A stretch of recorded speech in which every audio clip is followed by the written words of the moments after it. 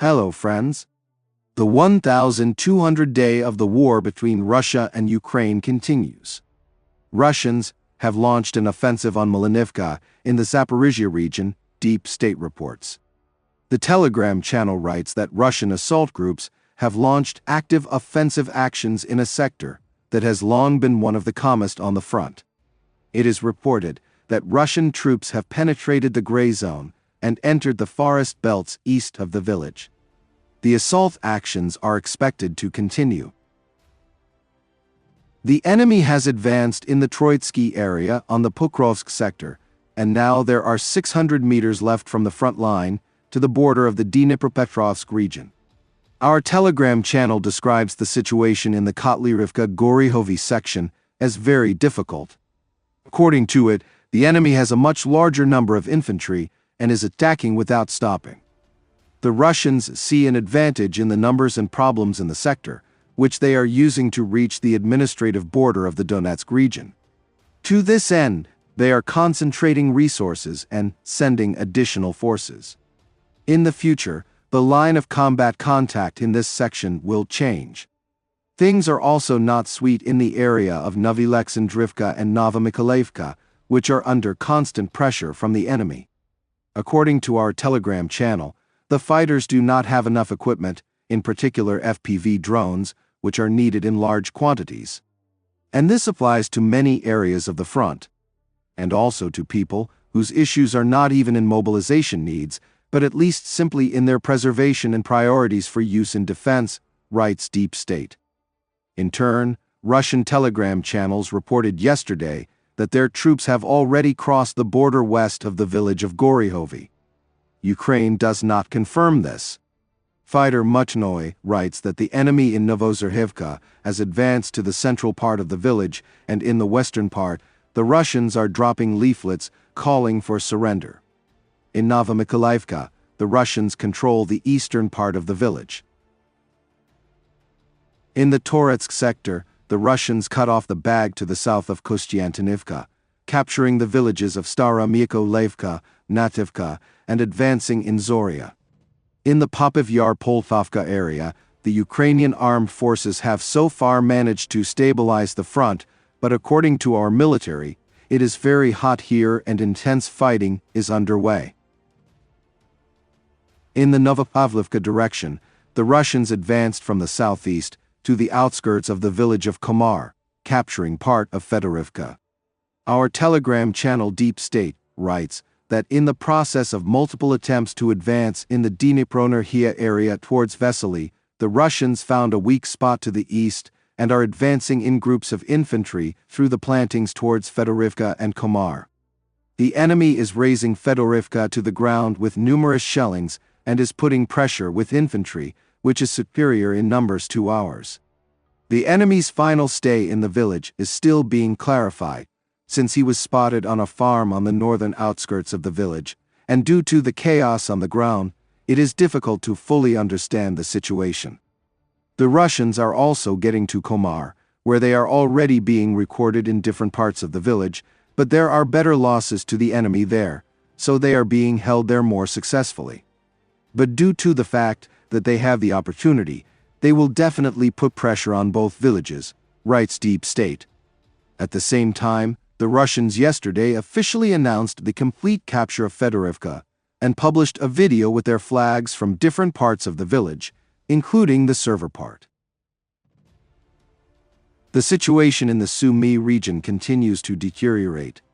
The Russians captured Kindrativka and Oleksiivka and advanced near Lochnia and Bielovody, and also gained a foothold on the Sumy-Suja highway above Yunikivka. The gray zone has spread to Yablunivka, where Russian Telegram channels have already reported on the fighting. At the same time, the village of Yevhenii is under threat of being encircled. In addition, Russian troops have crossed the border in another area to the east, in the direction of the Sumy village of Satki.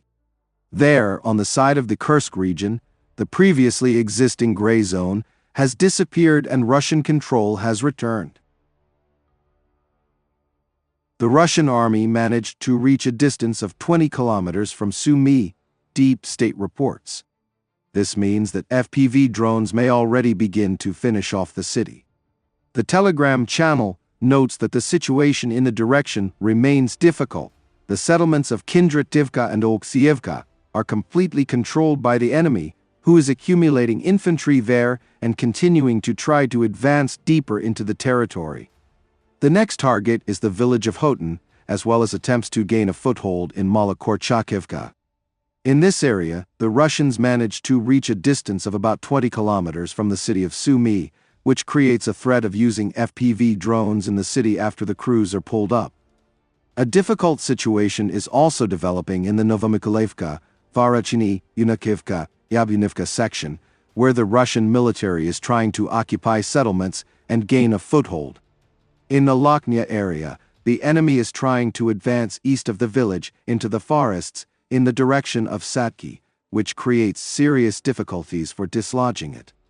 The enemy's main resource is the overwhelming number of infantry, which it has been concentrating since the Ukrainian army was forced out of the Kursk region. Fire support is provided by various drones, but the equipment is rarely used, and the emphasis is on infantry and drones, which strike at logistics and positions, notes Deep State. Fighter Adara Bonyatov also writes about the difficult situation in the Sumy region. According to him, the Russians first hunt for drone crews, and only then send assault groups with FPV drone support. Our tactics are to destroy infantry with drones, but because pilots are constantly being hunted, they are forced to retreat. As a result, instead of a zone of destruction, a buffer zone is formed, which is favorable for the enemy's advance. Without drone support, our infantry becomes vulnerable and defenseless against a large number of enemies, so it is also forced to retreat. Conclusion: no firepower should be spared against enemy drone crews, otherwise the enemy will reach Sumy step by step, writes Bonyatov. Former spokesman for the General Staff of Ukraine and military expert Selydove recommended that residents of Sumy, especially children and the elderly, consider the possibility of evacuation while preparing to defend the city. He noted that the main goal of the Russians is to create a sanitary or buffer zone. He expressed hope that Russian forces will not be able to overcome the forward defensive lines. If the fortifications are broken through, this may indicate either poor performance of the regional military administration, or that the enemy has such a significant advantage in resources that it is able to break through even our defensive structures, Selydove believes. Also this morning, the Ukrainian Air Force announced the downing of a Russian Su-35 aircraft in the Kursk direction, publishing a corresponding video. Russian resources report that the pilot ejected. Friends, I want to develop and strive for higher quality content, but my 2009 computer does not allow me to do this. If you have the opportunity to help me buy a new computer and make my dream come true, I will be very grateful to you. You will find the link in the description under the video and in the pinned comment. Thank you very much and see you in the next video.